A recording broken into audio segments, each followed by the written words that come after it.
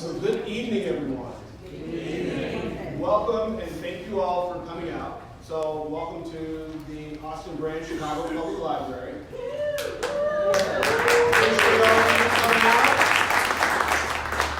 Welcome to the Americans for Democratic Action in Northside DFA, IL-7 Congressional District 1. My name is Tim Thomas, and I'm the forum organizer.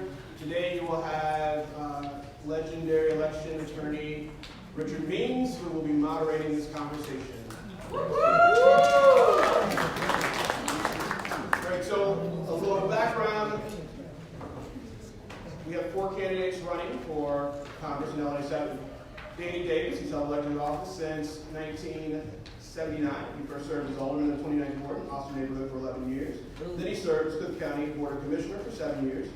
He's also served in Congress for the past 24 years. Congressman Davis he sits on the powerful House Ways and Means Committee. We have Anthony Clark, he's a teacher. He's taught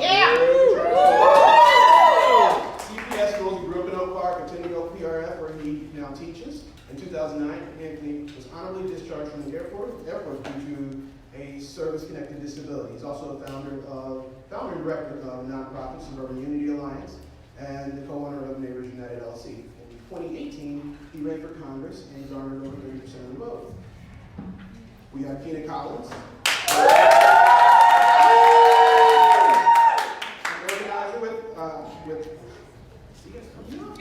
Organizer with Physicians for National Healthcare. She's born and raised in the Austin community. Kina is nationally recognized gun violence prevention and healthcare advocate. She helped launch Beyond the Gun campaign and was selected to participate in the National Leadership Council Fight for a Future Network. In 2015, she was one of the community organizers of protests and economic boycott in Chicago after the police state and violent police shooting of Raquan McDonald was released to the public. And we also have Kristine Schanbacher. She's a lawyer and human rights activist in Chicago. Kristine has been awarded an On the Rise Award for the top 40 lawyers. The On the Rise Award recognizes ADA young lawyer members who exemplify a broad range of achievement, innovation, vision, leadership, and legal community service. Kristine is a senior managing associate with Denton's Litigation and Dispute Resolution Practice. Now, Congressman Davis was invited to attend. Unfortunately, he is traveling and will not be able to join us. On his behalf, we have Cohen, a longtime staffer who will be facilitating and surrogate for game. Now, just a few of the guidelines for today's conversation. To the audience, due to time constraints, we ask the audience to be respectful of candidates. No booing, clapping, or cheering. Please hold your applause to the end. So we already violated that. All right, we can get back in order. To the candidates, so due to time constraints, there will be no opening statements. Each candidate will be given 2 minutes to answer their question. Not all candidates will be asked the same questions. Candidates are allowed an additional 30 seconds to follow up if their name is mentioned to clarify their position or respond to a statement. And we ask that they just be respectful to each other. So with that, I will turn the conversation over to Kristine. Thank you. Thank you, Tim. And welcome, everybody. This is really great to see this crowd and the renew your library card. The Chicago Public Library really gives great service. I live over the border, so I use the Oak Park Public Library. But we're delighted to see all of you, and I won't take any more time away from the questions. I will pose questions to the candidates. Some will be applicable to all, and I'll just ask them to pass the microphone down. Some will be specific, and 3x5 cards are available to write down questions if the audience has questions. We know Tim's got them here, so raise your hand. If you have a question, please print clearly.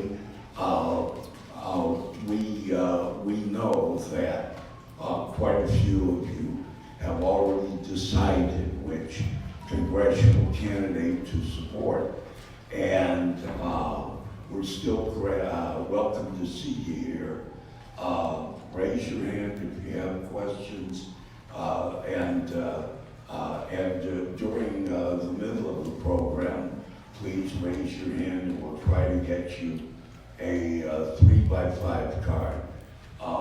But let's start out right away with the most obvious question in the room. And I'll ask first for Ira to explain why Congressman Davis needs another term and should not now retire. Do you want to speak up? Yeah. So, thank you very much for the question. The 3x5 cards, just like you. Kristine, Please speak up. The 3x5 cards, just like the impeachment proceedings up there. Can't hear you. I can't hear you. Anyways, thanks for the question. So Congressman Davis, for those of you that don't know who he is someone who has a very rich history in the progressive movement in Chicago, going back more than 40 years. And I think that it's hard to find an issue that progressives have been deeply involved in that he hasn't been in the leadership of. And I think that people that know him have also recognized that he brings as much passion to these issues today as he did as when he first ran for alderman in the 1970s. I know that young people want to have a crack at leadership. And that's really a very good thing. I was young once too.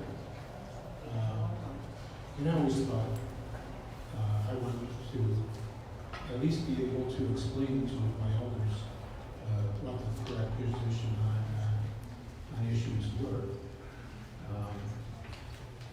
And now that I'm older, I think I appreciate that position even more in many ways, because it's clear that we need young people involved in political action. That's a necessity. And if you look at who's driving the political change in the country, not just now, but over the past 50 years, it's always been young people that have been in the forefront of that movement. But that doesn't make experienced hands less necessary or less desirable. And experience has something going for it, especially experience in the Congress. I'm not just talking about seniority, I'm talking about how you go about building a movement. It takes a lot of skill and a lot of patience to build a movement. And Congressman Davis has really, more than anything else, built his career as someone who can build a movement and still does that on a daily basis. So thank you for considering his candidacy. Schanbacher. What's the question for me? Why should you replace Congressman Davis? Yep. So Congressman Davis is a civil rights leader. He has been a great congressman, but over the last 8 to 10 years, he's now one of the most absent members of Congress. That's right. We are the richest country in the world, and yet we're leading in things like prison population, mass shootings, guns per person, and the cost of our prescription drugs. We have brilliant people all over this country. We can and should be leading in education, in healthcare, in human rights, in innovation, in green energy, and quality of life. What we lack is the political will and the political courage to institute policies that are not only humane, effective, and in many cases, less expensive than our current policies. And I know that talk is cheap, so I don't just talk about human rights victories or progressive values. I have a proven track record of being an absolute force for human rights and moving us forward. I've won asylum for a transgender woman fleeing severe violence in Mexico. She's now safely here in the Chicagoland area. I've helped reinstate food benefits that were wrongfully terminated. I've helped keep women's clinics open that were gonna all be sheltered. I've represented a juvenile who was unconstitutionally sentenced to life in prison without parole, and we got him a fair reduced sentence. I've been an outspoken advocate against the failed war on drugs that needs to end immediately, and I represented a nonviolent, low-level drug offender in his clemency hearing because his 30-year-old conviction continued to hold him back from better employment. We need to be doing better. We have the resources to be doing better. We have the policies. We need political leaders to have the courage. And that's what I want to bring. I want to bring my energy. I want to bring my proven track record of human rights victories. And I want to help make this district be the powerhouse that it should be so that we can uplift all. Thank you. Ms. Collins. Is this just the one? Go ahead. So thank you so much for putting this together to the ADA and DFA. Northside Democracy for America has endorsed our campaign, so we're super excited to be here tonight. My name is Kina Collins. I am the only candidate up here from a marginalized community in the district, the Austin neighborhood. I was born and raised. And I've been telling folks on the campaign trail, I was born in Austin, I was raised in Austin, and when we win in 2020, I'm gonna stay in Austin. Because it's important that those who are closest to the pain are closest to the power. My background is in gun violence prevention and criminal justice reform work, lobbying in Washington, D.C. to eliminate bump stocks. During my time at Louisiana State University, I served as a Louisiana regional organizer for gun violence prevention and criminal justice reform. I've been in these contentious spaces, and I know that we can move forward this legislation. In 2017, when the Trump administration rolled back our civil liberties, I co-authored my first piece of civil rights legislation, House Bill 5544, the Illinois Council on Women and Girls Act. I took on the Illinois GOP, I took on billionaire Republican Governor Bruce Rauner, and I won, and it got passed into law. And so I'm an organizer, I am a public policy expert, I'm a survivor of everyday gun violence, and I'm a true daughter to this district. And in a district that is 85% Democrat, overwhelmingly working class, and nearly 70% people of color, we need a working class champion to represent the people in the Illinois 7 Congressional District, and that's going to be our campaign. Thank you. Mr. Clark. Same question. Similarly, I'd like to thank Northside Democracy for America for holding this tonight, hosting this. We are also endorsed. I'd also like to thank ADA for co-hosting. We were endorsed by ADA our last campaign cycle. Why are we here tonight? Why are we here? I think I know the answer. Similar to the millions of people that have moved out of Illinois, the over 600,000 alone of Black Americans that have moved out of Chicago, moving Austin from the largest community within the city to no longer. Because we're tired. We are struggling. So I'm reframing the question. It's not why I would be the best to lead this district. It's why we would be the best to lead this district. That's right. Each person on this stage has ambition.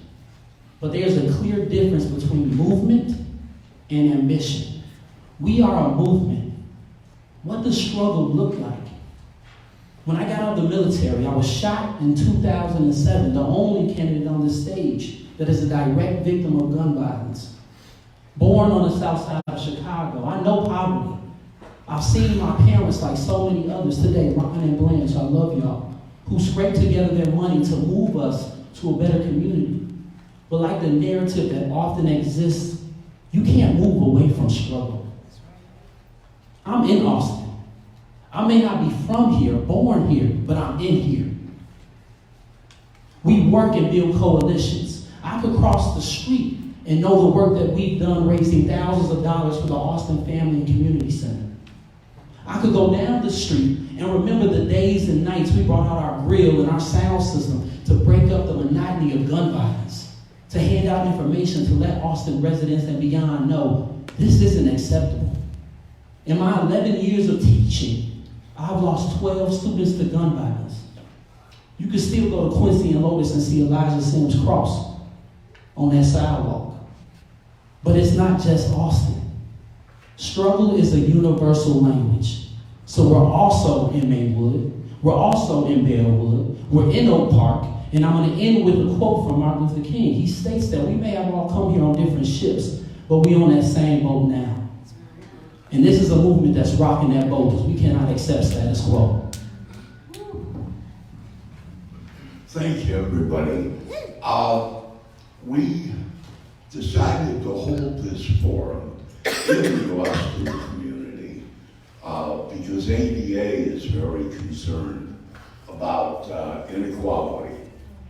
And a number of the candidates have mentioned that, and I'd like to get some more specificity. So going back down to Mr. Cohen, what is Congressman Davis doing in order to end inequality in the United States? So, we have some historical experience in the United States of how to deal with economic crisis and profound inequality and actually desperation. People have few, if any, economic alternatives. We look back at the experience of the Roosevelt New Deal. And at that time, when the country was almost, the most progressive forces, which didn't at first include President Roosevelt, but he was forced to go along with the movement that grew at that time, understood the need to create resources in addressing the immediate needs of the people and to address not just the economic needs, but those in the first place, but the social needs, the cultural needs, and the conflicts in the country. And that's since then become the model for the new Green Deal, which Congressman Davis is a sponsor of in the Congress. The idea is that there needs to be a crash 10-year program that will create millions of new jobs at not just a minimum wage, but a living wage that is going to rebuild our infrastructure and replace an unsustainable carbon-based energy system with a sustainable system based on renewable resources, and one which is focused on social and economic justice as a result.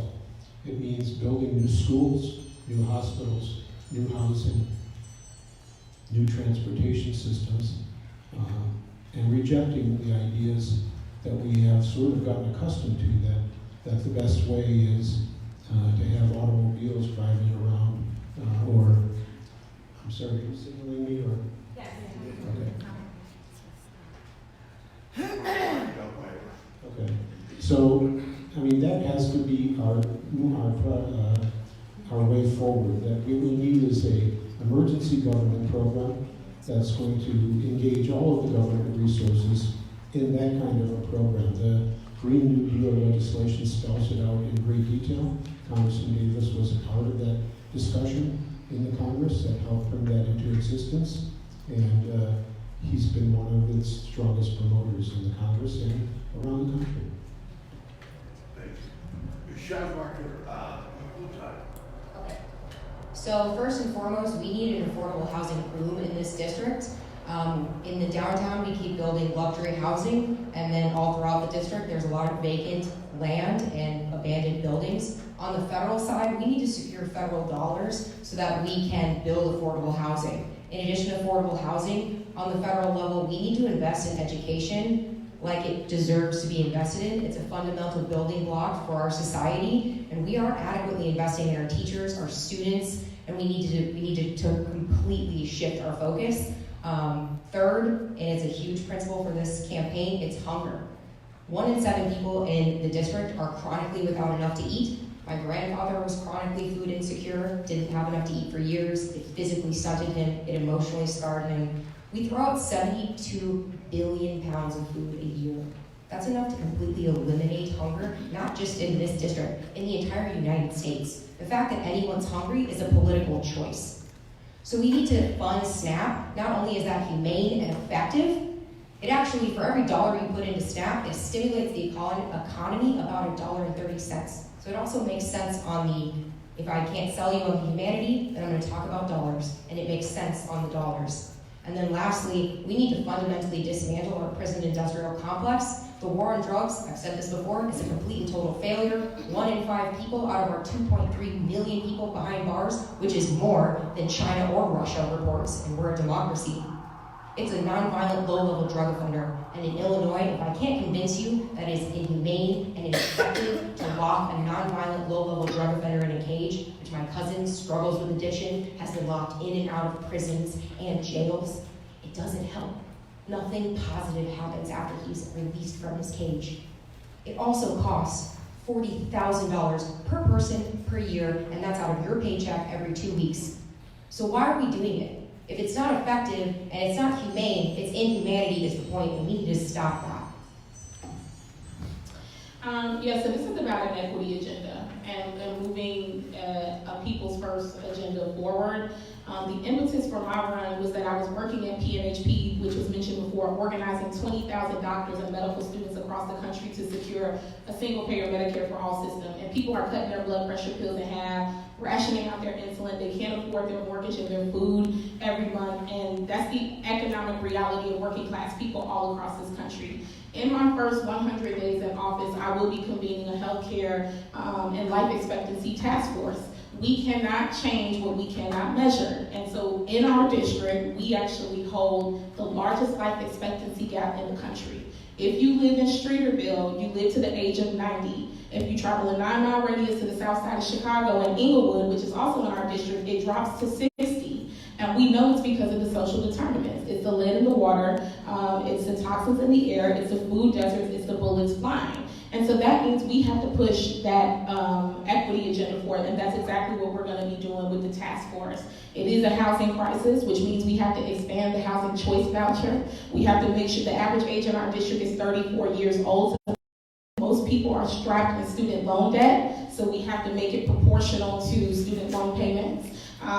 We definitely have a gun violence problem in the district. We hold 28% of all gun violence in the state of Illinois. So we have to reinvest in programs, community-based programs like the violence interrupters, where we're identifying high potential shooters and those who have the high potential to be shot at, and we are intervening as third party without the police, but as community representatives to de-escalate the situations. We saw this model play out with Cure Violence and Cease Fire, and then we saw them get federal and state funding gutted. So Congressman Davis sits on Ways and Means, and he also sits on the healthcare subcommittee, but he's taken hundreds of thousands of dollars of corporate PAC money from pharmaceutical and private insurance companies. So when it comes time, when we talk about power, who is he fighting for? And we can see it. It's reflected in the people and the life expectancy gap in our district. And then finally, we are standing on the platform also of criminal justice reform. We have something called $1 million blocks, which means that the government spends $1 million per block, about $100 million a year, incarcerating people. That needs to keep our schools open. That it needs to be used for immigrant rights programs and refugee programs in our district, and it needs to be used to house, clothe, and feed our own. Yes, sir. I think it's extremely important within this movement that we speak truth to power. We live in a nation that is essentially built on the genocide of indigenous people and the enslavement of Africans and African descendants. This nation is built upon capitalistic oppression. Slavery ended, I hope you know this, I'm a teacher, June 19th, 1865, but yet why does slavery still exist? With our prison industrial complex and the disproportionate number of black and brown bodies that stay incarcerated. When we weren't slaves anymore, Jim Crow came into action. Poll taxes, they didn't want us to vote. Technically, poll taxes no longer exist, but why are there still people within this country that cannot vote until they pay fines? The housing market. We understand the redlining that has occurred, the predatory lending that has occurred. People have built generational capital through property ownership. And we know how that has hit communities like Austin. 76% of individuals across this country are living check to check. 76%. These issues have disproportionately impacted black Americans, brown Americans, and the poor. Danny Davis has been in office. He states that he's a champion. Like Ms. Collins stated, how can you truly fight for health care that we know disproportionately impacts black, brown, and poor individuals underrepresentation. And even if we don't even have no black doctors in our country. Only about 6%. Black male doctors, 2%. But yet he's taking money from Big Pharma. How can he say he cares about immigrant communities, but yet he takes money from Amazon, who we know utilizes facial recognition software? It's hypocrisy. So we have to understand that we can't always look at the system and think that we can reform a broken system. I mentioned before, I've lost 12 students to gun violence. If we want to address gun violence, we need movement candidates that are able to speak the universal language of struggle, giving everything they have, fighting for Medicare for all. And I'm pretty sure many of you just saw the Trump administration just came out with efforts to roll back funding for Medicaid. That is genocide. Who is that attacking? Black, brown, and poor individuals across this country. We need a Green New Deal. We know how pollution disproportionately impacts black and brown bodies, who only produce about 20 to 30% of the pollution, but they intake 50 to 60%. We need to have a federal jobs guarantee, a livable wage. We know how these communities are devastated. I see a lot of Oak Parkers in the house. Do you recognize and understand how the Oak Park community benefits from the devastation in Austin, benefits from the devastation in Maplewood? Because individuals have food deserts and can't shop within their own community. Right. When you go east of Austin, all you see is churches, liquor stores, and currency and check cashing places. That's right. This is by design. So if we're not talking revolution, we're not talking. That's right. We gotta get it together. One of the, we'll go, yes, he was, and you're right, Ira, you can respond, and please do it briefly. So I think Congressman Davis was mentioned twice with regard to health care. So I'll just point out that Congressman Davis was one of the founders of the community health care movement in this country. Spent his early years traveling the country building that in the 1960s.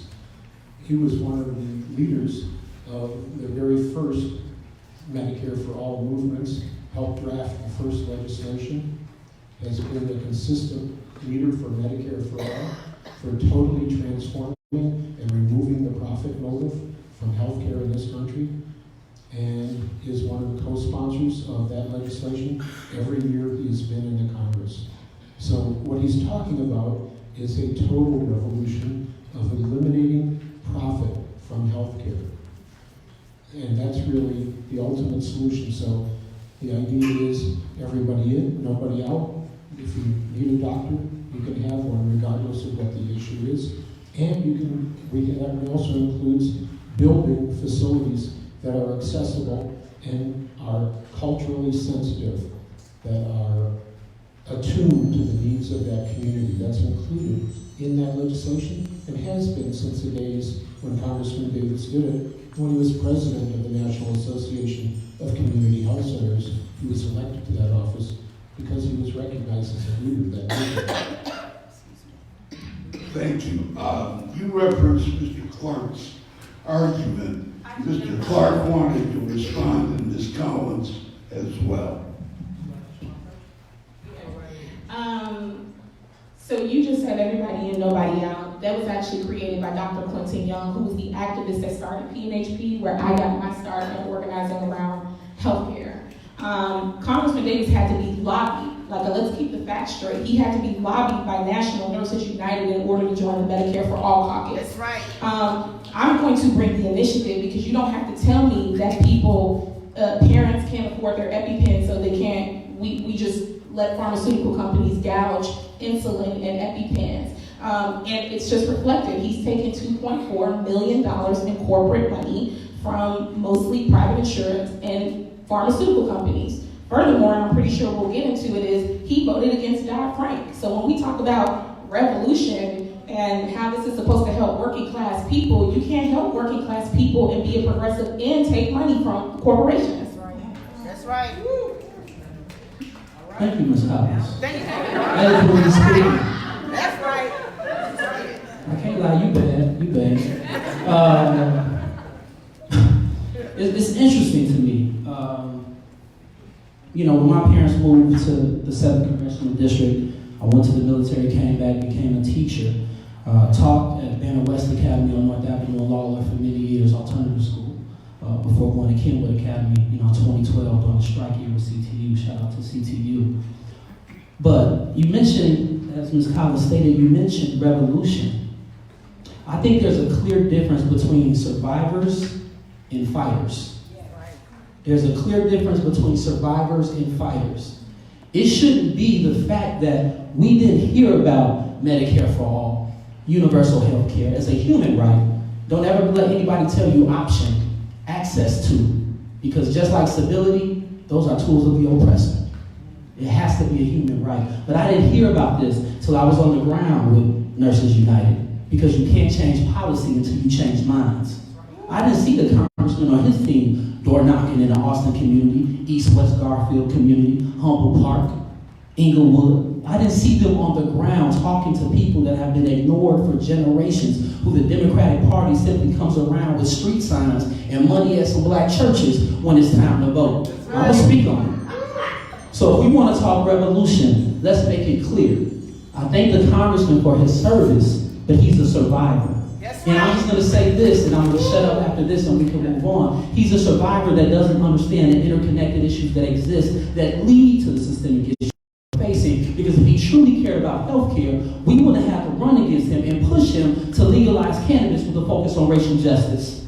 We were doing that in 2017 and 2018, not him, because he didn't see the connection of how our black and brown bodies are disproportionately incarcerated. I'm a veteran with PTSD when I was shot. Cannabis is a medicine. We know how many of us have been locked up and incarcerated because of a plant, because of medicine. Survivor, revolution, difference. Let's move on to another subject, and this is equally hot, and that's immigration. Do you like the immigration policy that the Trump administration is forwarding? Do you like the budget that the Trump administration has been supporting? In the last year, there was $9 billion to ICE, $20 billion to border protection. Congressman Garcia voted against it. Congressman Schakowsky voted against it, but Congressman Davis voted in favor of it. Mr. Cohen, you want to explain why? I want to take just a minute to talk about some history about Medicare for All. First of all, Quentin Young and Danny Davis were colleagues and co-founders of the movement here in Chicago, dating back to the time when we had the free medical care program with the Panthers here, long before Physicians for National Health Care were founded, long before Nurses National Organization was founded. People that worked with Congressman Davis helped found Nurses United, and he has a long history of cooperation with them. His time goes back to the time when we imported the notion of healthcare centers and Medicare for all from South Africa. So, and let's just get the facts straight about that. On immigration, let me deal with the question at hand. So the congressman also has a long history of that, going well back into the 60s and to his time when he was first elected as a member of the city council, when we had conflict over how the redistricting was going to happen in the city of Chicago, and there were attempts to prevent the consolidation of undocumented communities so that they would have a chance to be represented at the ward level, at the county level, and at the federal level. That war goes back to the time when Harold Washington was in office, and those of you that are around remember Danny Davis was in the leadership of that struggle. He has since then, while he was in Congress, sponsored every progressive bill on immigration. He's one of the initiators of that effort, and also one of the initiators of the Tri-Caucus, of pulling together the Black Caucus, the Hispanic Caucus, and the Asian American Caucus to meet regularly.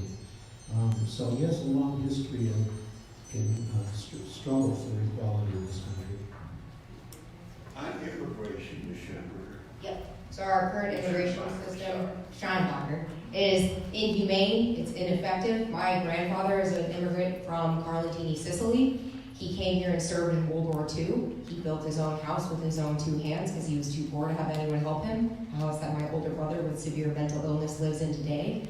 And the point is, he was a pillar of his community. We are a country of immigrants. Immigrants make us great. And I am a volunteer with the National Immigrant Justice Center. I've won asylum for a transgender woman fleeing violence in Mexico. And that's a case that I don't think we would win today. And it's not because she doesn't merit asylum. It's because the Trump administration has replaced so many of our immigration judges with his own selections that she probably wouldn't win. And that's a real problem that's not getting enough of an alarm.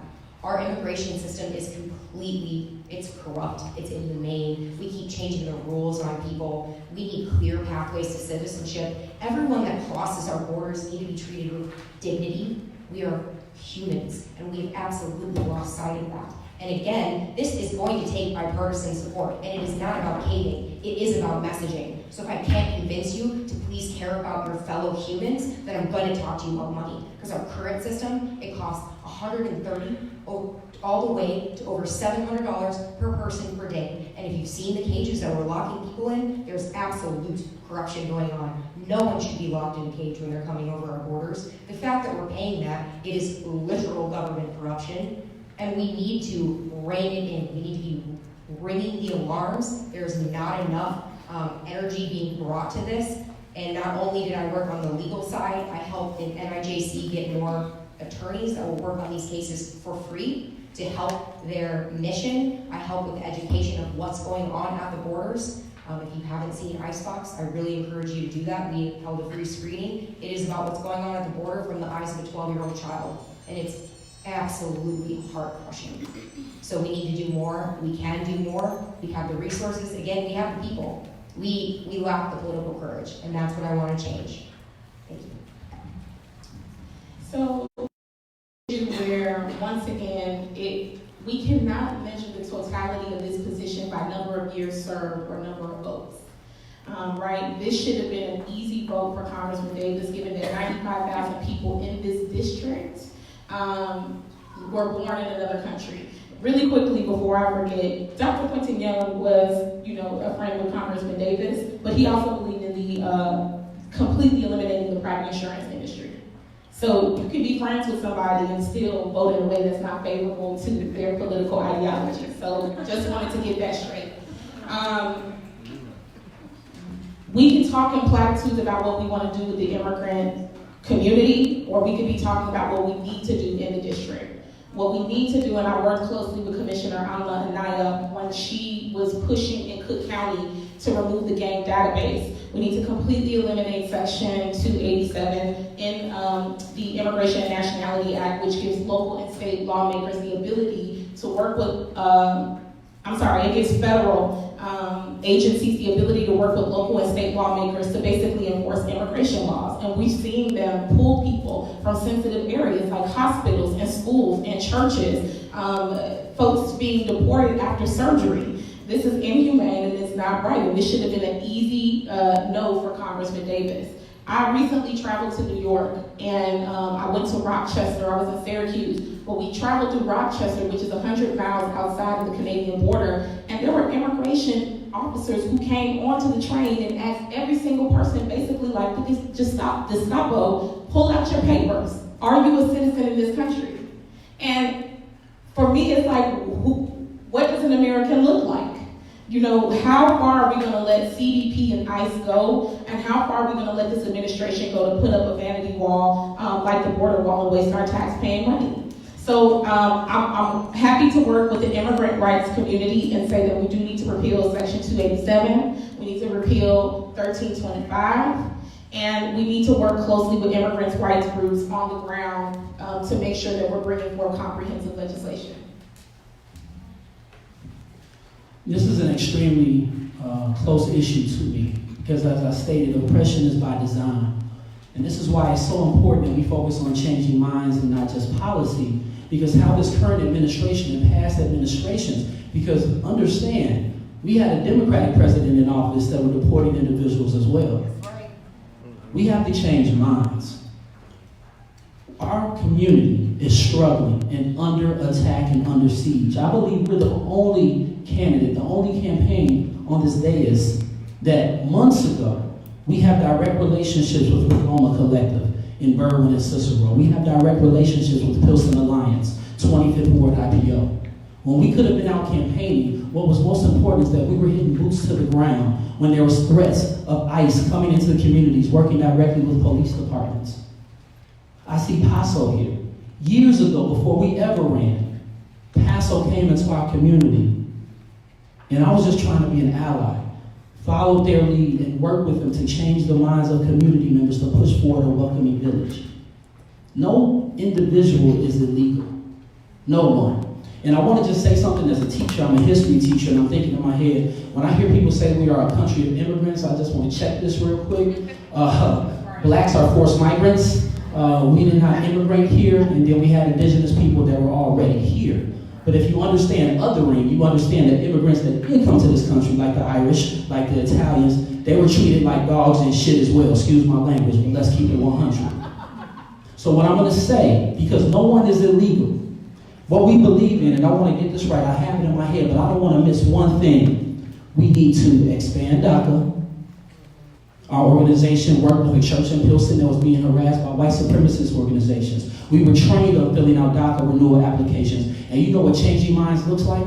I had a white woman from Oak Park come to me and say, I didn't know they paid taxes. We also need to abolish ICE. We need to abolish the CBP. We need to dismantle the border wall, detention centers, and we need to decriminalize the border. Thank you.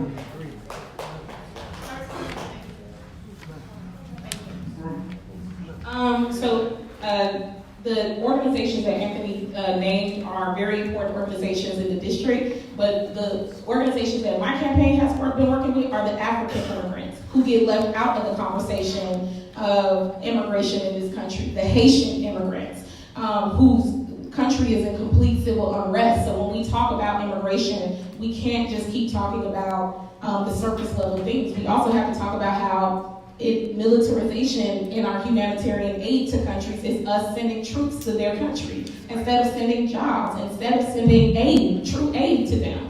And so I would be remiss if I didn't bring up the Haitian and the Afro and the Caribbean immigrants who reside in our district and who have been saying we are getting left out of this conversation. And it is to say that if we are coalition building, if we are building revolution, we can't build it in silos. So I think that Pilsen is great. I think Paso is great. I think all of them is all of the immigrant rights groups are great. But we have to be fully inclusive, and we have to bring those, basically bring those organizations together. And I completely agree with you. That's why I say the struggle is a universal language. Right. And that's why I communicate. Austin, we can't look at Austin as a silo either. There's struggle outside of the Austin community as well. So we work with immigrants across the scope, across the spectrum. When we say dismantle and abolish ICE, abolish the CBP, that is not just for a particular immigrant population. When we say decriminalize border crossings, clearly that's not just for a particular immigrant population. And you're right, I served in the military, what I call a poverty draft. The poverty draft. Many individuals are forced to go into military service because they're desperate for opportunity. I did, and I would like to say this. We destabilize other countries and other nations. We create the issue that exists with our military-industrial complex. So part of all of this fight is also addressing the trillions of dollars that we spend on white supremacy in the military-industrial complex in search of profit and in search of oil. Thank you. In the immigration debate, there's still a lot of controversy. And Mr. Cohen, I'm not sure you explained why Congressman Davis voted differently than Congresswoman Schakowsky and Garcia. Can you explain? Yeah, I think that needs an explanation. First, let me just say that if you just want to talk about the number of people that are helped, we have more people that come into our office for aid on immigration in a month, I think, than anybody at this table has dealt with in their entire careers. People come in with the most desperate stories possible from all the communities, from the African community, from the Chinese community, the Korean community, the Indian community, the Hispanic community. We have a line of people that comes in every day that get help and get their problems solved for the most part, not everything, but in a large part, most people get their problems solved. We have one person that does nothing but immigration in our office and is one of the recognized expert staff people in the Congress.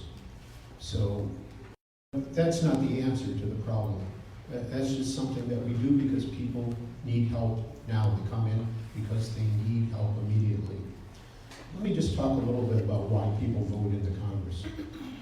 You know, anytime you have an organization, I don't care what it is, whether it's a labor union or the Congress or community organization, you're going to have people with different opinions. And it's really hard to pull people together, to get everybody to vote in the same way. It's hard to get 435 people to agree on anything. If you have a union that's going into a strike, it's really hard to pull everybody in when it's time to vote for a strike. So one of the things that you do is you recognize that the differences exist, and you try to plan for a time when it comes to vote that you build the broadest possible unity. Nobody is going to get everything that they want. It's just not possible in the Congress. They come from very different backgrounds, and that because you vote for something in a package deal like that, it doesn't mean that you get to agree with everything in it. So you make a judgment. Are there things in this bill that you fought to get in there that you think are critical for this community? And in this case, there were. There were a whole number of issues, including some legislation that the Congressman wrote himself. Thank you. Ms. Schanbacher, on the, Well, I want to respond to that real quick. yes, and then can you address voting rights and House Bill number 1, the Omnibus Election Law Bill? You know. Okay, so wanted to respond to that really quick. Not only is there a difference between Representative Davis and Representative Schakowsky in the funding, the voting on funding, it's also a difference in action. So in July of 2019, ICE kidnapped, and that is the correct word, kidnapped 3 children out of care and tried to use them as collateral to deport their parents. The representative not only did not physically show up to the airport, he was Jan Schakowsky physically was at the airport. Mayor Lightfoot was all over the media, and their collective pressure worked. The kids were released. The parents were never came out, and they were not deported like was ICE's intention. And then after the fact, there was a letter that was signed by many representatives of the Chicagoland area regarding the deplorable conduct of ICE, and Representative Davis did not sign on to that letter. His inaction has serious consequences. We need someone to stand very strong and to protect our immigrants, and he is not doing that.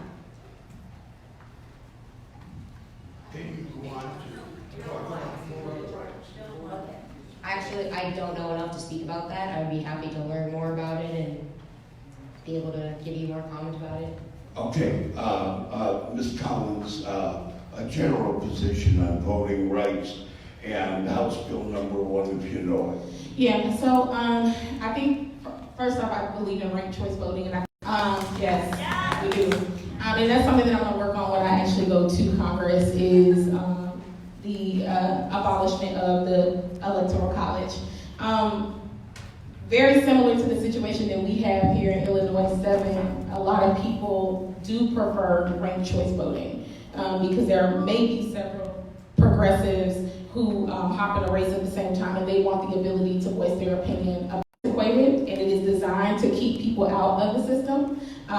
We looked at the voter file in 2018 when the elections happened in those midterms, and wards like Ward 15 on the south side of Chicago, only one person in an entire precinct came out to vote. And that's not because they didn't want to participate, it's because the Democratic Party does not see us as desirable voters. We need to move to the mindset that the swing voter in the Democratic Party is not trumps upon the ground to get people who aren't engaged in the electoral process. So I do support strengthening the work on the ground to get more people involved in the electoral process, but it's also the disenfranchisement that we're seeing in these communities that is pervasive, and we need to be more inclusive and include those voices in the conversation. Mr. Clark on voting rights. Yes. So first, I would just like to point out, I thank you for bringing up what happened at O'Hare. And if you're interested in knowing what type of leadership our movement is bringing to the table, I was actually there. Received a call, so I was actually boots to the ground at O'Hare when those young women, those young girls were kidnapped, using our voice, using our feet to demand their release. In regards to voting, we handed out, this is actually policy, it's not something we're just simply saying we're going to fight for. We debuted a reparations agenda, so you're all going to have a packet. We just said that the oppression is by design, and throughout history, we know how voting and voting rights have been utilized to oppress certain demographics of individuals throughout this country. And let's be honest and speak truth to power and identify how the Democratic Party, particularly in Chicago, benefits from low voter turnout. Danny Davis don't want to see voting turnout increase. He don't want to see these younger voters and these disenfranchised individuals that are not apathetic because they're actually boots to the ground fighting. They just don't see anybody in office that represents and speaks for them. So the establishment benefits from low voter education. They benefit from disinvestment and divestment in the communities. That's why even before we ran, we've been boots to the ground, knocking on these doors and working on educating. We too believe in eliminating the Electoral College. We've been supporting ranked choice voting. We're actually part of organizations that actually do work right now on ranked choice voting. Shout out to DSA and others. But if you read our reparations agenda, we know the individuals that have been disproportionately impacted by voting rights and lack thereof. So learn about it, read about it, because it's important that we invest in our communities and empower the people. Because this is how it works, and I'm going to be quiet.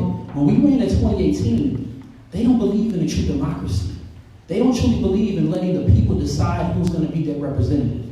They believe in dying in office or, retiring, stepping down, NC, special election, and placing someone in office. So that's why they work so hard to push you off the ballot. That's why they work so hard with stealing your yard signs and other forms of intimidation. Because they come and told me, and I'm going to end here, back in 2018, he crashed an event we had. My mama will never forget it because she was there. After he woke up, because he did go to sleep, I'm just keeping it real, he stated, the reason I'm going to beat you is not because you're better than me. It's because I have more money than you and name recognition. And I said, what the hell? I looked at his yard signs, and it literally, his slogan was, the name you know. It's deep. On HR1, I support overturning Citizens United. I'm Yes. sorry. Yes. You gotta take money out of pocket. All right, well, let's talk about them. You're next. Okay, you'll get to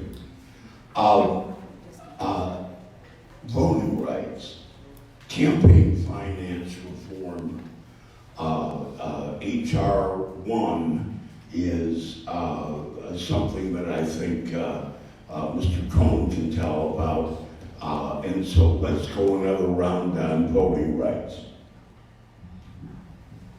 So first of all, we want to talk about facts. The 7th Congressional District consistently has the highest voter turnout of any district in Illinois, and Congressman Davis is always either first and second, or second in the total number of votes that he got.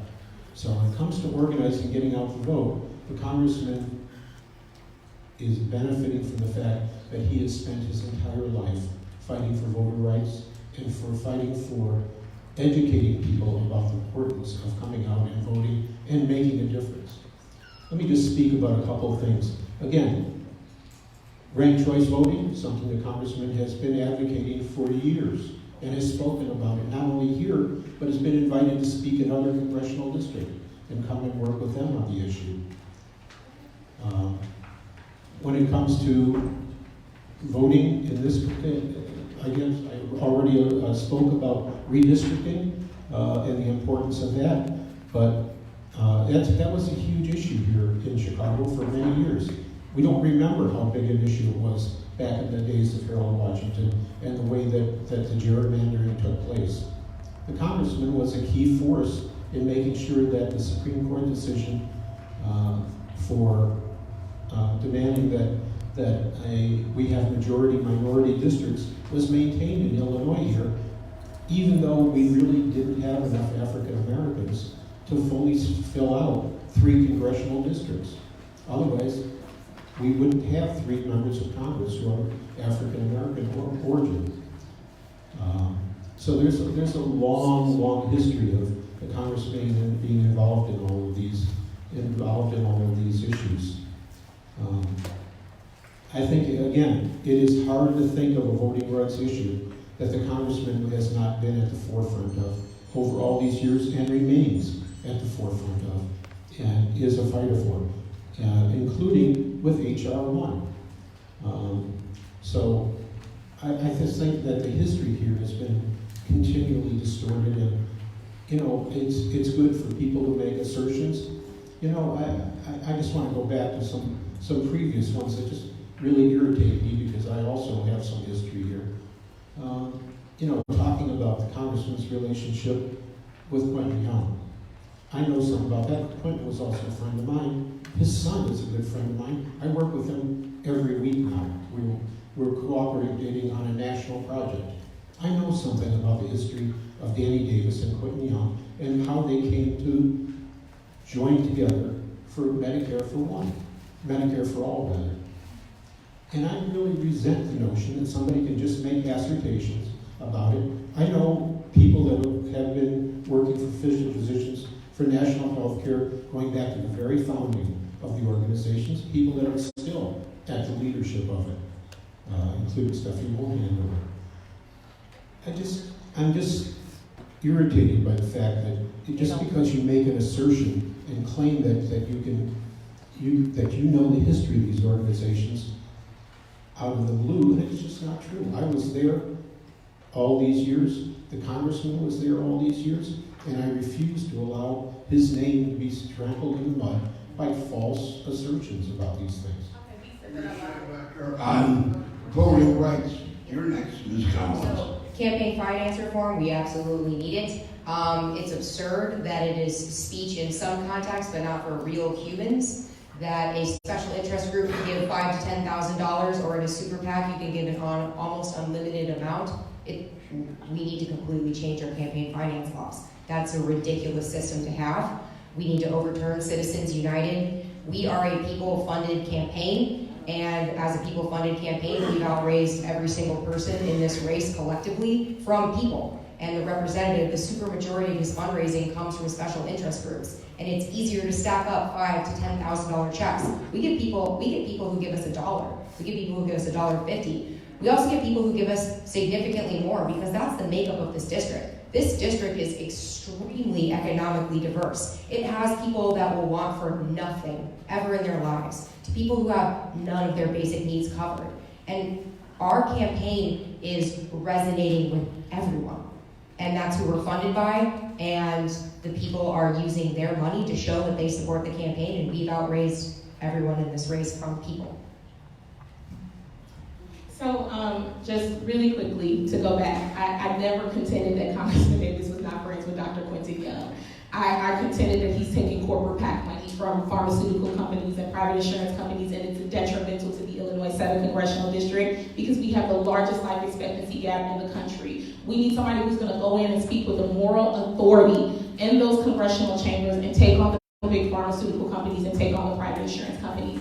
That was my point. It was never to contend that he didn't know Dr. Quentin Young. There's a lot of people who knew Dr. Quentin Young, and God rest his soul. And I'm going to stop evoking his name because Dr. Young passed away a number of years ago. Secondly, yes, I believe in campaign finance reform. We need to overturn Citizens United. And while we're on the topic of HR 1, Kristine actually used a tactic that's used by the establishment. She tried to knock me off the ballot. And this is, so when we talk about building movement and you outraising people, it's not enough if you're going to participate in establishment tactics. And then we won, and now we're on the ballot. So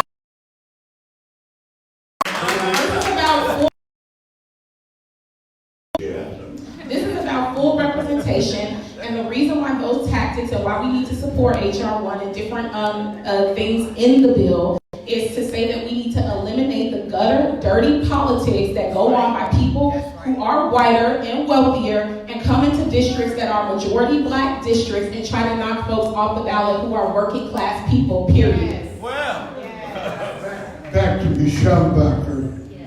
Can you explain whether or not you sponsored the objection? Oh, yes, I would like to talk about that. So the Collins campaign testified that after a voter left their presence, they would then check what the voter wrote down their address, and they would change it if it didn't match what they had in their voter registration system.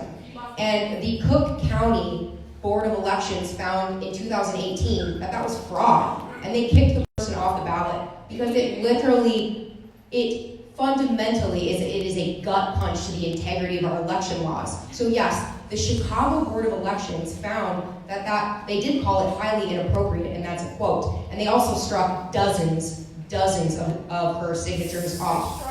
But there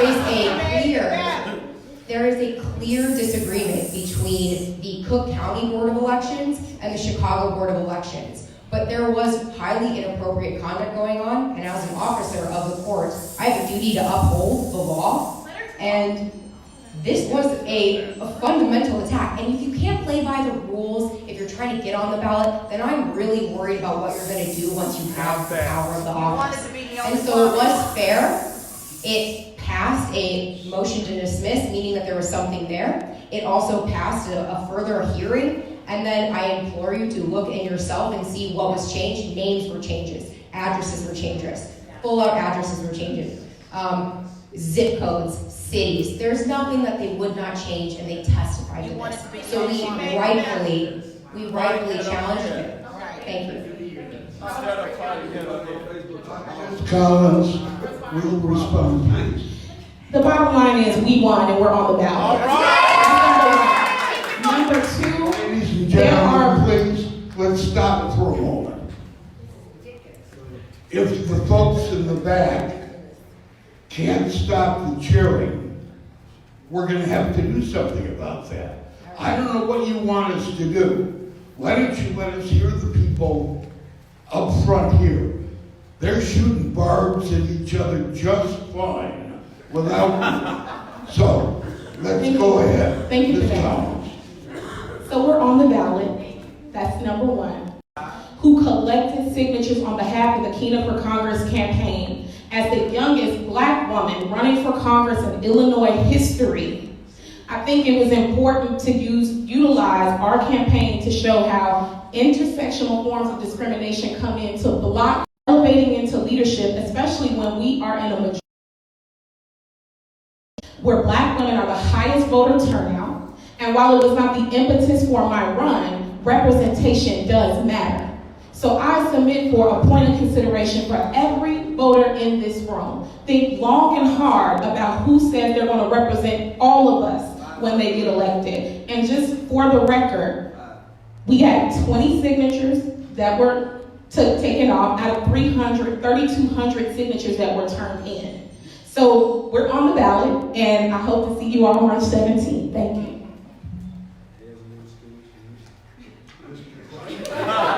Voting rights. Definitely. Well, I would like to say, again, going back to the incumbent, Benny K. Davis, I'm glad both of you on the ballot. This is a democracy. I'm glad, extremely pleased that the people will be able to make the choice for themselves. But we have to understand, again, this is class warfare. So I understand what you stated in regards to white individuals coming from outside the community. But Danny K. Davis challenged us. A black male from Austin challenged us in 2018.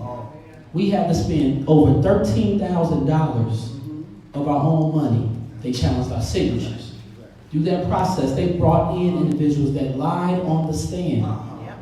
When they lost the signature challenge, they then filed a Rule 8 motion, challenged my wonderful mother, who outside of Chef Daddy's in the That I know some people feel is the lack of adequate child care so people can go to work.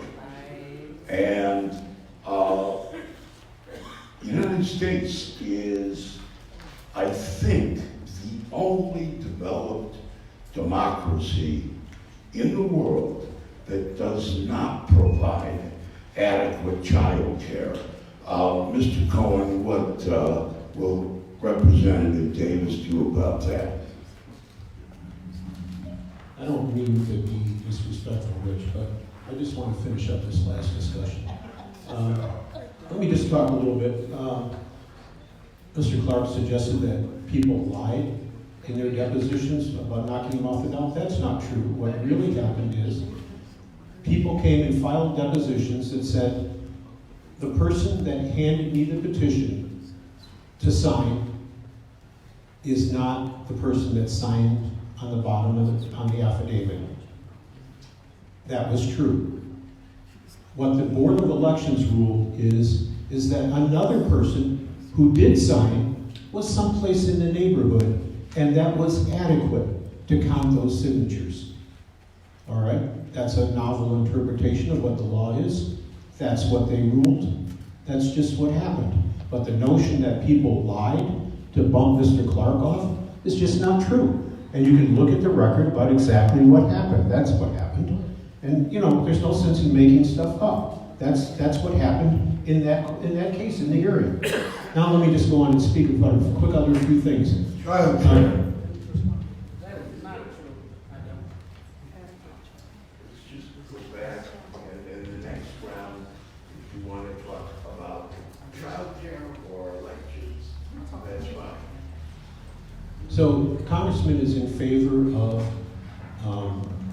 not only free public education, public school education for every child of K through 12, and for every college student in public schools, but for child care as well. He is also the author of several pieces of legislation which are now law on maternal and child care for early child care services, and Illinois has been getting a chunk of that money, and it's been a very successful program. We're for making it expanded to everyone who needs it.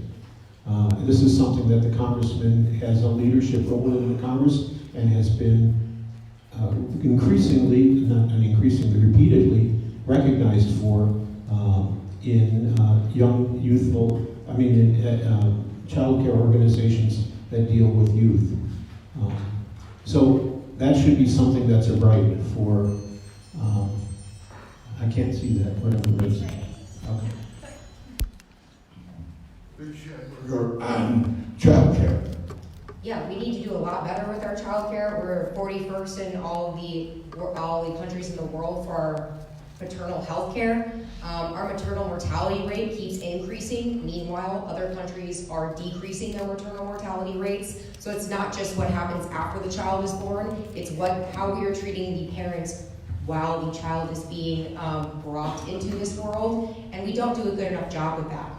And we need to have paid parental leave. A lot of countries have 6 months to a year. We don't have any. And we need to require that on a federal level. We need to require paid paternal leave. We also need to do a much better job on how we treat our parents while the child is expected to come into this world. And we need to increase our maternal health care so that we can really lower our maternal mortality rate. And our infant mortality rate, which is also increasing. We can be doing a lot better. We shouldn't have these skyrocketing rates that we have right now. And then additionally, we should be a world leader in our pre-K education. We're not. We're not even in the top 10. But again, we do have policies that we can implement. We just have to have the political courage to do it. So we can be doing a lot better, and we should be doing a lot better. Thank you.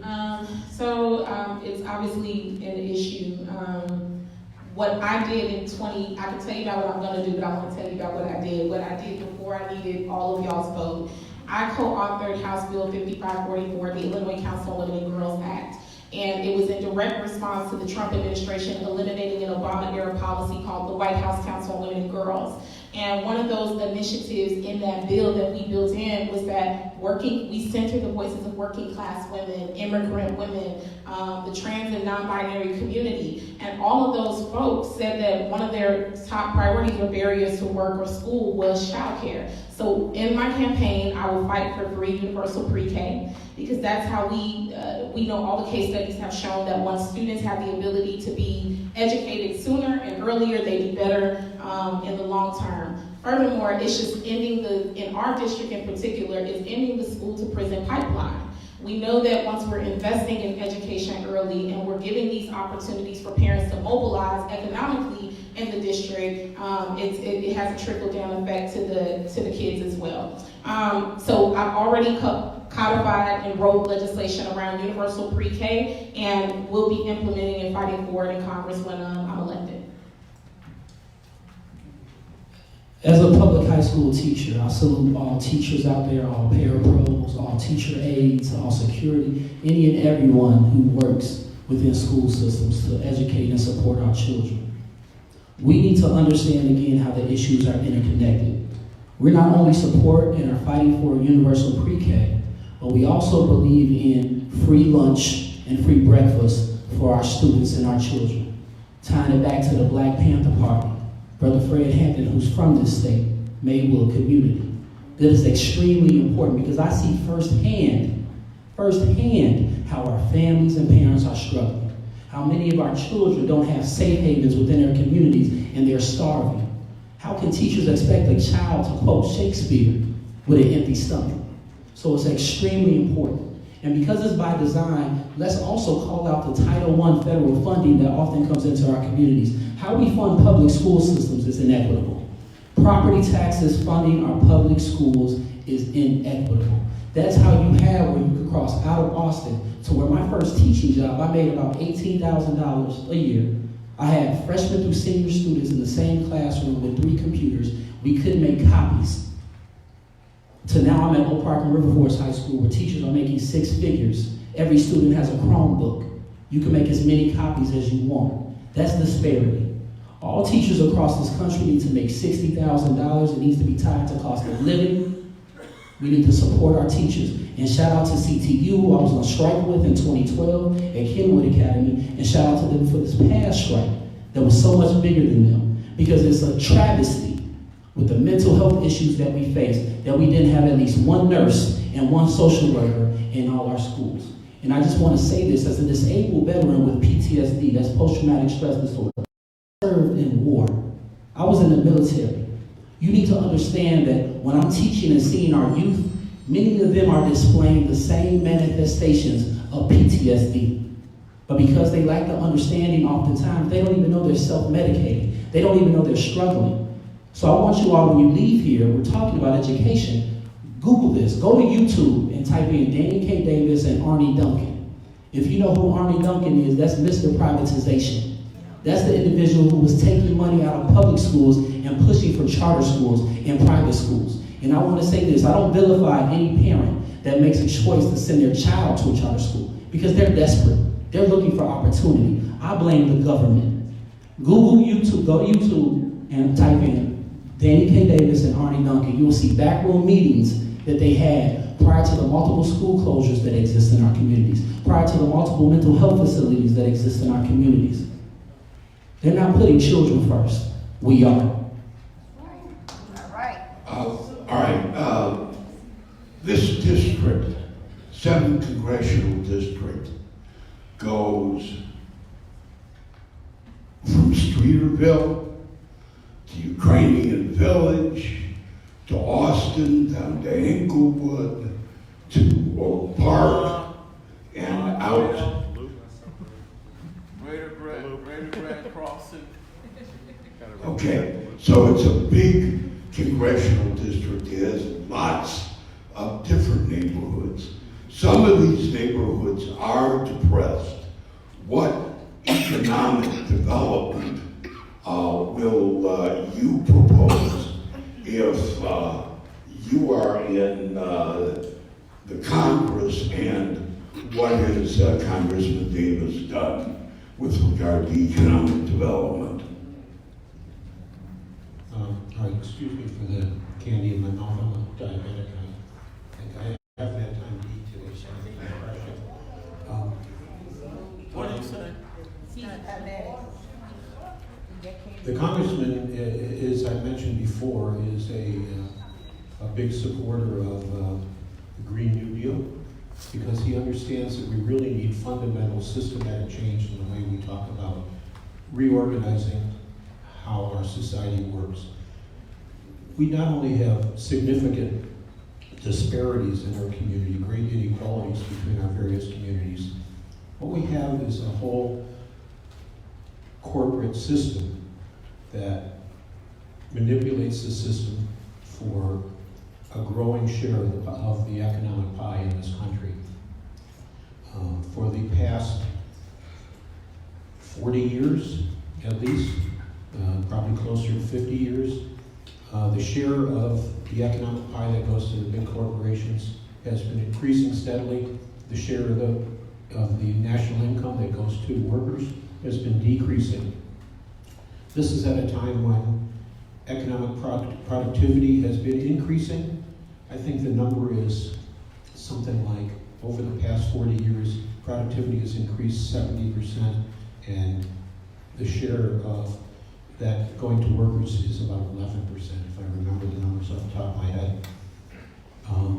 So we need to fundamentally restructure those economic relationships, and that's what the Green New Deal really is about. It's not about just the discrete features of it that build housing, that change the environmental impact of energy creation for our economy. It's designed to fundamentally restructure how our economy works. It's an opportunity to create economic justice on an unprecedented scale in the history of our country. It's a big task. It's been a big fight to get it onto the floor of the House. That resolution is just an outline. There are a lot of pieces of it. Some of those pieces were in that bill that the congressman voted for, that people objected to. It was a choice that you had to make. The bill was far from perfect, for sure. But it's not going to be possible to make those changes unless there's a big sweep in the national elections, that we have a new president and a new Senate and a new Congress after this election. So first and foremost, we need an affordable housing boom. It's going to not only fill a desperate need, it will bring a lot of good jobs to the district. And then in addition to that, we have to lean into green energy. That's where other countries are leaning into. We should incentivize innovation. We should also start penalizing if you're not going to. If you're going to use single-use plastic, we should start penalizing for that as well. But leaning into wind, water, solar, that's where the good jobs are going to be. That is our future, and it's there for decades. Additionally, we need a high-speed rail. There's no reason why our country doesn't have a high-speed rail. We're not even close to it. Meanwhile, other countries not only have one and have one for decades, China is building a magnetic levitation train. That's insane. We can't keep getting left behind like this, and that's so many good jobs. Eisenhower completely revolutionized our country with the highway system. We can do that again, and he used defense spending to fund it. We can do that with a high-speed rail, because there's a really good argument that there's a fundamental threat to our national security that we are this far behind. And there will be so many good jobs. Many of my family members work for the railroad. They're very good jobs. They get good benefits. They get good retirement. We need to have that again. We need that kind of revolution, and that's with leaning into green energy, building an affordable housing boom, and then a high-speed rail. So let's make that a reality.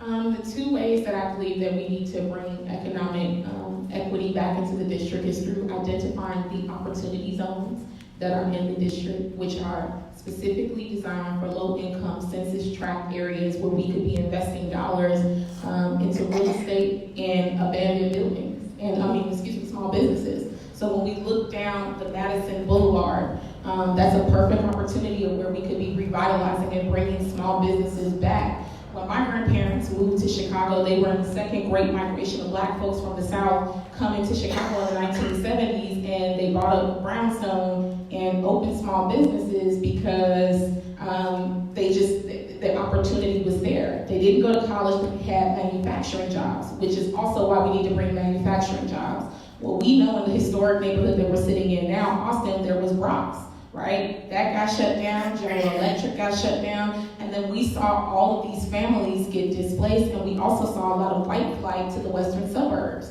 So we saw communities deteriorate in real time here on the west side, and having that perspective of bringing back manufacturing jobs that are union paying, that are high paying jobs that give benefits to people who don't go to college, right? Because college has become a financial burden for folks as well. And also identifying and bringing the federal dollars back from committees, from opportunity zones that we need to spotlight and emphasize.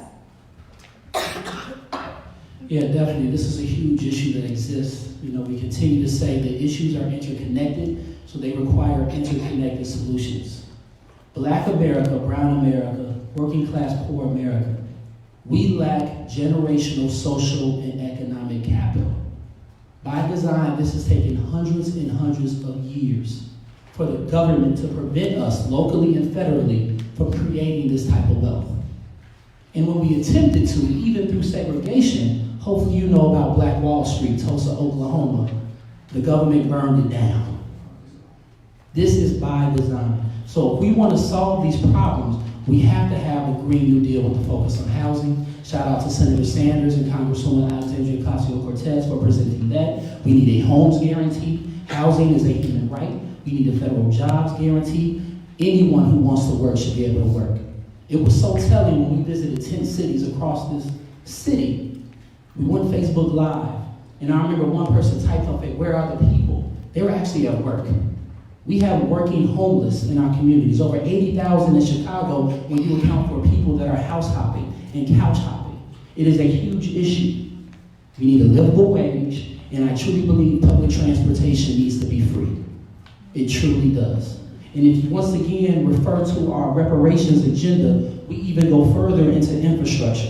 It is cheaper to proactively address the symptoms now than consistently try to respond to the symptoms later. Look at what's happening in Michigan, Flint. That happens in Chicago and other areas as well. Our young adults and our families are also taking in lead. We need to completely, and it says it, you will never hear me say something that's not on our website, replace all lead pipes, paint, and contaminated soil in the United States, and I'm dead serious. They never ask how we're going to pay for it when it talks of war and warmongering. They only ask how we're going to pay for it when we talk about empowering the people. So refer to our reparations agenda, we go into complete detail. We're going to build generational, social, and economic capital for the people. Thank you. We've talked a lot about what the job of a legislator is. And we know Congressman Davis has been doing it for a whole long time. I remember starting it back in '79. And so he knows quite a bit about legislation. Ms. Schanbacher, can you tell us what you know about legislating? Sure. I've been a volunteer lobbyist for Congress for common sense gun safety regulation, for protecting food benefits, the separation of church and state, and protecting choice. And I actually helped overturn a law in Wisconsin with legislation that was going to shut down all of the abortion clinics in that state. It was Governor Walker. He passed an admitting privileges law, and the effect, if it would have gone into effect, it would have shut down all of the clinics. I co-wrote the brief on behalf of the American Medical Association, arguing that it was unconstitutional, and we won. The legislation was found unconstitutional, and all of the clinics stayed open. I also know that we have laws like the war on drugs that are absolutely ineffective, and there are people on both sides of the aisle that know it's ineffective, and we keep marching towards it. And we don't have the political courage to say, this is a total failure, it's inhumane, and we need to end it. And the argument used is, well, things take incremental change. And sometimes that is true, but other times when you know something is a total failure and that it's inhumane, you just need to have the courage to end it now. And that's what we need. We need people to have that political courage and to put forth legislation that is effective, that is humane, and that will bring our country forward and stop holding us back. Yeah, so as I stated before, I co-authored civil rights legislation, not under the trifecta that we have in Springfield now with the Democrats. I wrote it under a contentious Republican administration, and they tried everything in the book to stop my legislation from passing into law.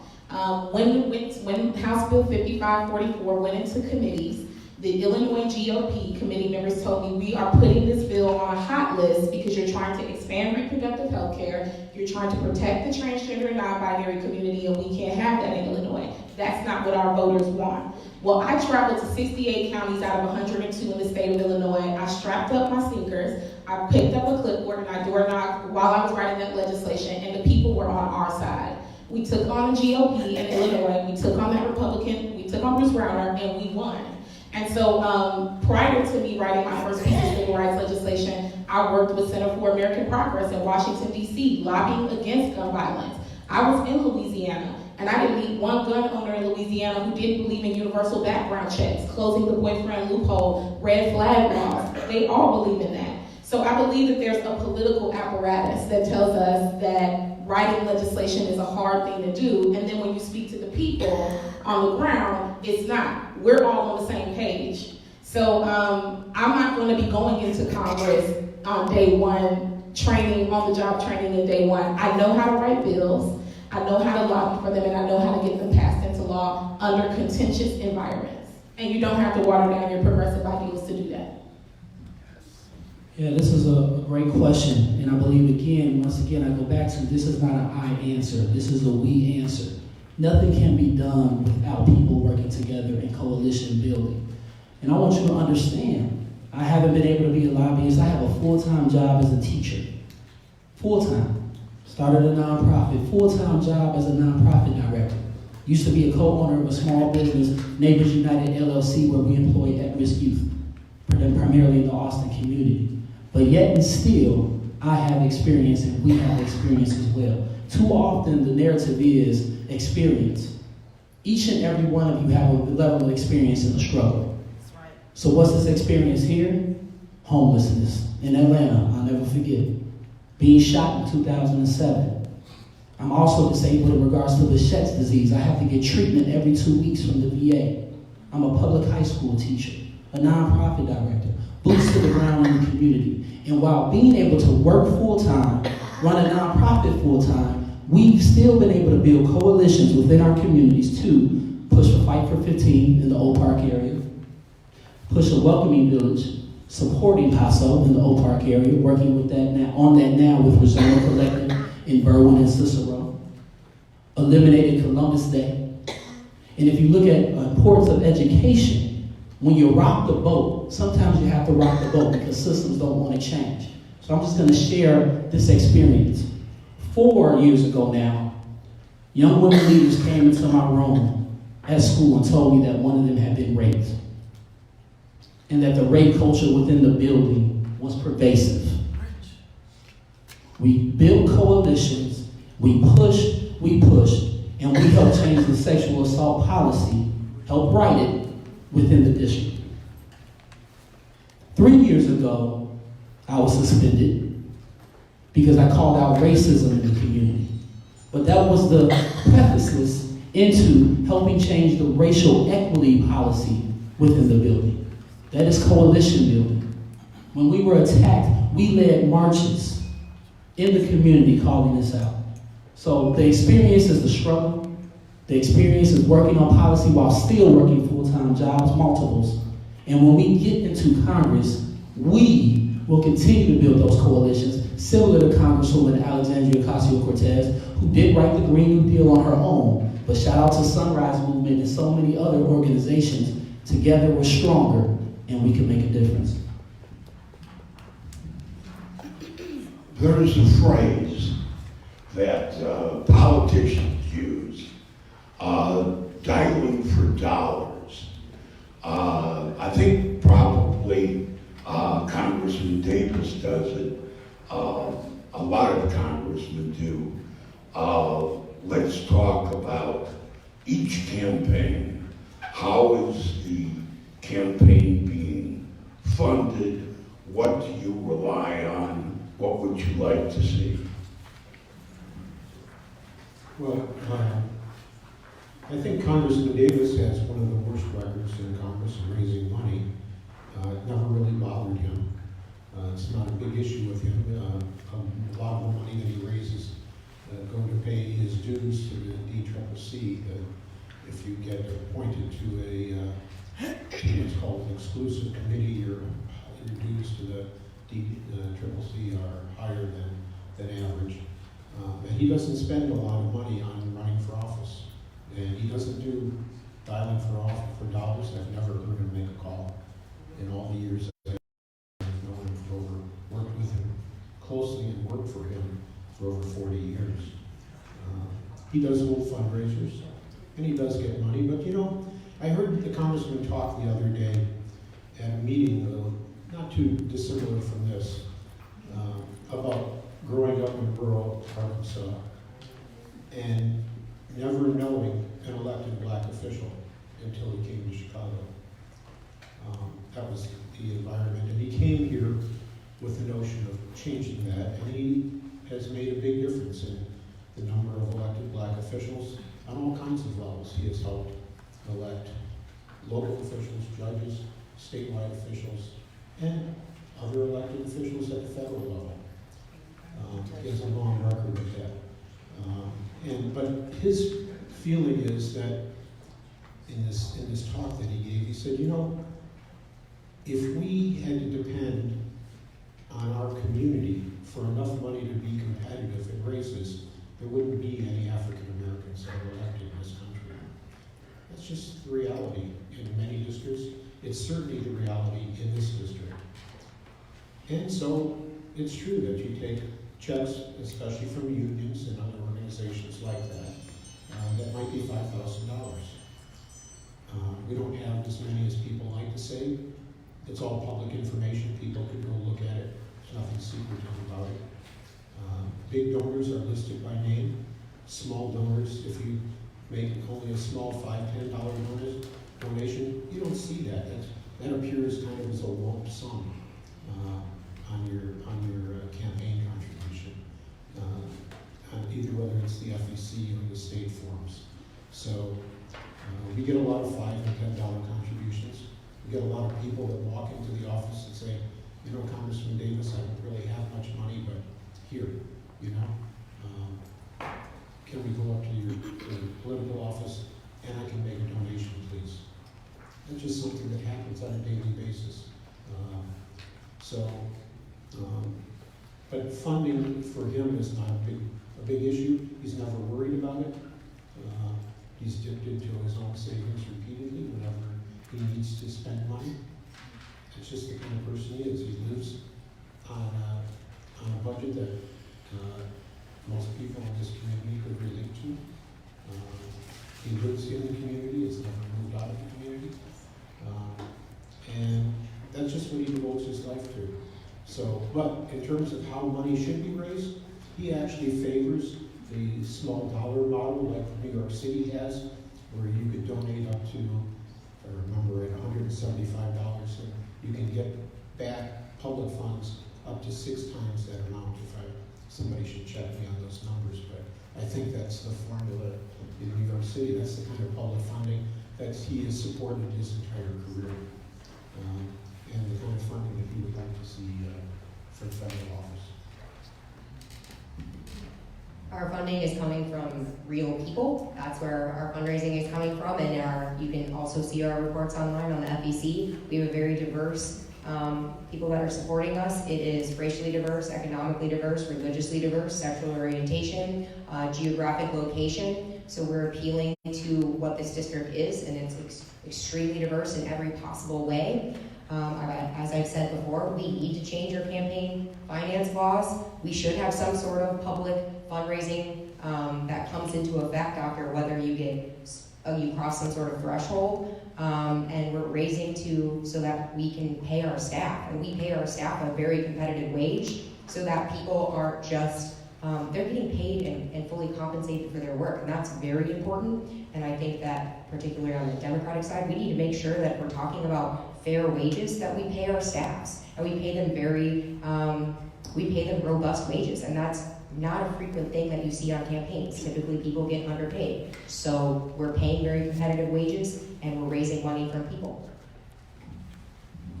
Yeah, so we're taking zero corporate PAC money. We're taking no money from fossil fuel industry, no gun lobby, no private equity, no self-interest groups, because I want to be beholden to the people of this district. Majority of our funding that has come in from Illinois 7 Congressional residents, and I'm proud of that.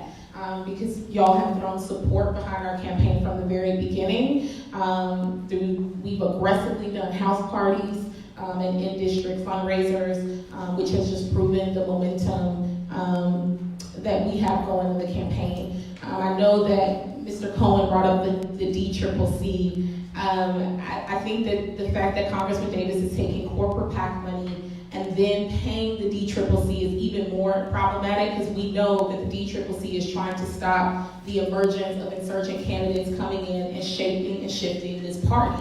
So if you're going to take corporate money and then vote against the interests or vote present or not show up for a vote and then give money to the DCCC, which is backing Dan Lipinski, voting against the choice, being pro-choice, I think it's time to elevate new leadership in the Illinois 7 Congressional District, and you can rest assured in our campaign, our dollars are coming from y'all, so you are who we are going to have to answer to. Yeah, definitely. We were 100% grassroots in 2018. We're once again 100% grassroots heading into 2020. We've signed multiple pledges. We will never take corporate PAC money. Corporations are not people, and they should not be viewed as people. I have an issue, again, and I will raise this. I say it again, it's by design. There's a reason the incumbent does not have to raise. There's a reason. Because of the extremely low voter turnout, because of the disinvestment in many communities, because of, and let's be honest, histories of communities like Oak Park where many individuals have been privileged and in bubbles and have stated, well, they vote the right way. There's been a reason he's been able to survive without having to raise. And I know you stated he doesn't make many calls. Well, you don't have to when you're picking up the phone for Amazon. That's probably the only call you need to make. And that's a huge issue. So we're 100% grassroots, and I want to salute and shout out everyone that's supporting us, because this is a movement. I was hit by a vehicle in August. Faced depression. Didn't know if our campaign would last. But because of the coalitions that we built, because this is about justice over civility, I'm not in this to make friends. I'm in this to make change. That's right. We've picked back up. And we have donations in Illinois 7 all the way to Alaska, because the struggle is a universal language and we're speaking it. And in the last 2 months, we have seen a huge boom in grassroots donations. Never thought we would see that. So I thank you. And we have to understand we have to take money out of politics. And I'm going to say this as well. We don't owe the Democratic Party anything. That's right. The Democratic Party owes us. That's right. They walk around and act like they count on our votes without counting on our empowerment. I don't want hot sauce in your bag. I want jobs and livable wages. So we're not beholden to the Democratic Party. And once we get into office, I shout out the courage of Congresswoman Alexandria Ocasio-Cortez for not paying into the DCCC, because we won't do it either. We're putting people before party, not party before people. Thank you, ladies and gentlemen, for curbing your enthusiasm. And we are in a public library. They both mentioned the congressman again. Yes, let's do closing statements, and we'll give you plenty of time to finish, to answer. Let's reverse the order,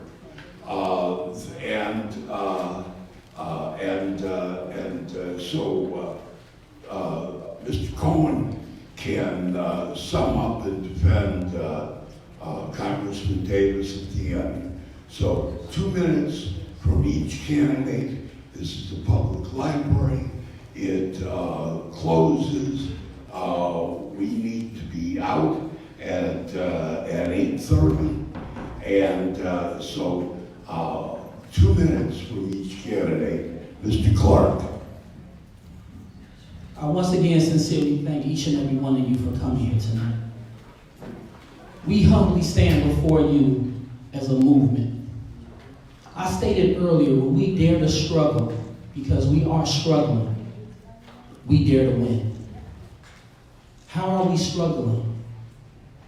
How many more young men, women, and they will we have to bury? How many more black women will be on the news because they're kidnapped and missing? How many more of us will have to work multiple jobs just to put food on the table? How many insulin and paying a light bill? How many of your children, whether you live in Austin, Oak Park, are currently wondering, will they be able to go to college? We're all struggling. This is a universal language from Austin to Iowa, from Iowa to Hawaii, and from Hawaii to even Palestine. We win with a Green New Deal. We win with a Medicare for all. We win with a federal jobs guarantee. We win with a homes guarantee because housing is a human right. We win with a livable wage. We win with being boots to the ground and recognizing that policy cannot change until we change the minds of the people. Right now, we have incumbents in office and the establishment party that continues to other. They weaponize identity and tell you, you're struggling because of this person over here. You are not struggling because of anyone else. We're in the struggle together. You're struggling because the government has designed it so. This is the oppressed versus the oppressors. So I humbly stand before you, letting you know our history has shown, our policies have shown, and our ideologies have shown that we are 100% for the working class poor of America. We're in this for justice, not civility. And I truly believe on March 17th, the Anthony Clark 2020 Congressional Campaign for Illinois 7th Congressional District, we will have your vote. When we dare to struggle, we dare to win. All power to the people.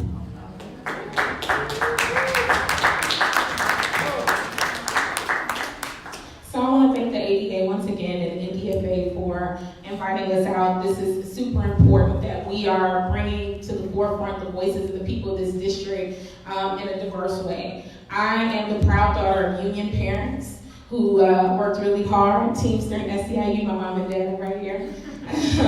I'm a proud alumni of Chicago Public Schools, and I was born and raised in Austin, and like I said, I'm going to stay in Austin. But you can't compare Austin to Oak Park or Streeterville. You have to compare it to Baltimore, to Philly, to the Bronx, because that's the level of poverty that we're dealing with. And we have a vision for the Illinois 7th Congressional District that goes beyond March 17, 2020. And it's high time that we elevate new leadership in this district. I am, like I said, an organizer. I'm a public policy expert. I'm a survivor of everyday gun violence. I'm a daughter of this district. But most importantly, I'm a leader and I'm a problem solver. So when we talk about removing a 22-year incumbent from office, from the Ways and Means Committee, from the Healthcare Subcommittee, we need somebody who's going to go in, organize, legislate, and bring the district together, and that is our campaign. I didn't just wake up and decide to run for Congress. I stood on the front lines fighting for the rights of Laquan McDonald in 2015. I traveled to Louisiana, organized around gun violence, came back, helped progressives get elected into office here in the city of Chicago, and I passed legislation. And that's what we need, an equity agenda, a people-first agenda, and we need to bring diversity back into our government, not just for the sake of it, but to spotlight and emphasize the issues in a sustainable and long-standing way. That's what happens when you have competent, diverse government. And so I'm so proud of my team, and I'm so proud of the supporters for the Kina for Congress campaign. We're going to legislate, and I'm asking us to be bold in this primary. We are going to legislate, but we're going to organize, and we're going to try. We're going to resist, and we're going to progress. And I'm not going to abdicate my responsibilities to organize, lead, and legislate in this district because the Democrats are in the majority or the minority. I'm going to organize the people in this district, and we're going to let the Trump administration and any other administration know that if you roll back civil liberties or you put corporate interests before us, we're going to organize it and come at you like a locomotive. So thank you so much, and you can find out more information at kingdomforcongress.com.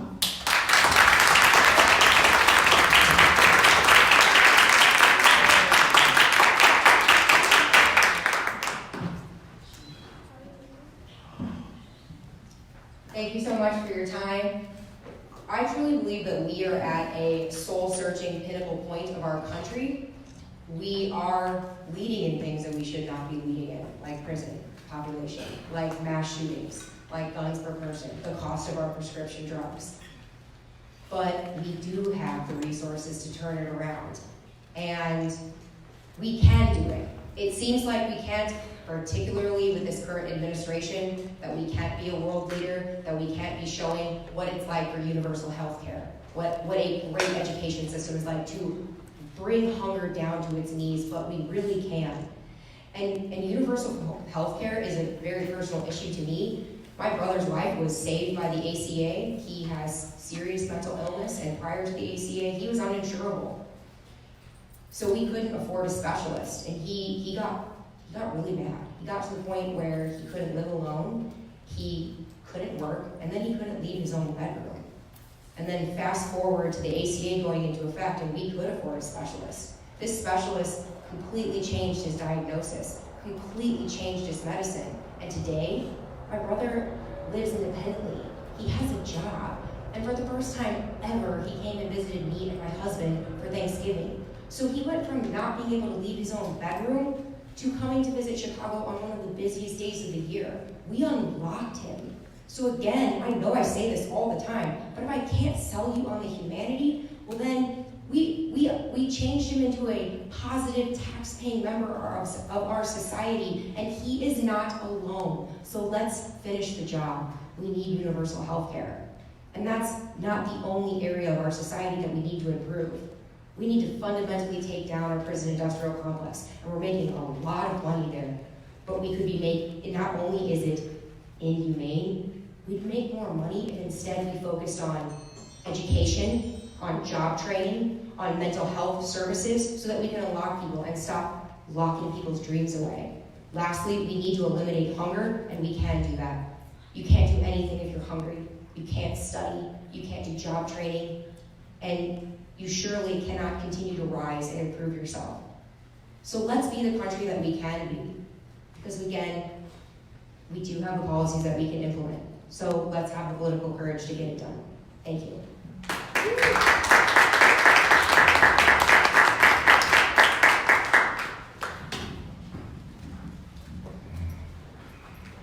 Well, thank you very much for coming and attending tonight, and thanks to all the candidates here.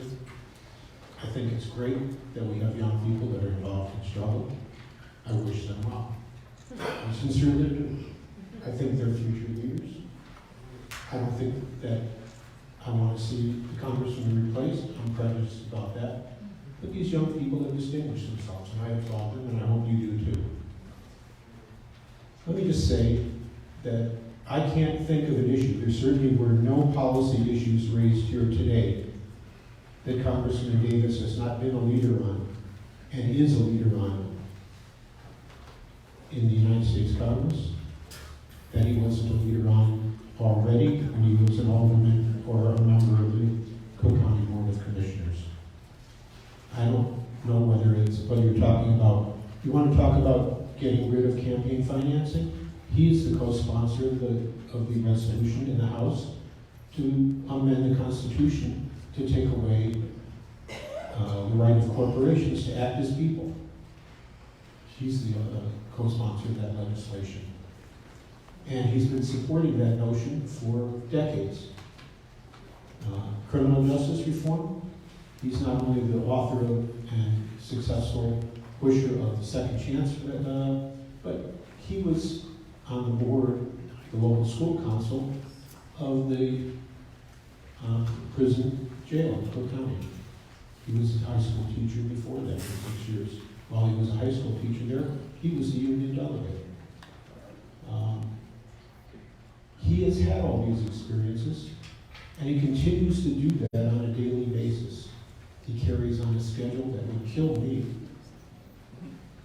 I try to keep up with him, and I can't. And I don't know very many people that can. And I'm close to him. I've been close to him for 40 years. I admire him. I know he's a human being and he's not perfect. But that's part of why I admire him, because he has the ability to love people, and people love him back. I love walking around the city with Danny Davis. People walk up to him, hey Danny, can you do this, can you do that? I want to tell you about my problem, can you fix this? And he never says no, ever. Never says no, it never ends. He's always there for the people. That's something special. That's something very, very special. Yeah, he's lost children and grandchildren to gun violence. And you know what he did? He said, well, we have to heal the community. We have to forgive those who committed these atrocities. We have to find ways to reach out to their family.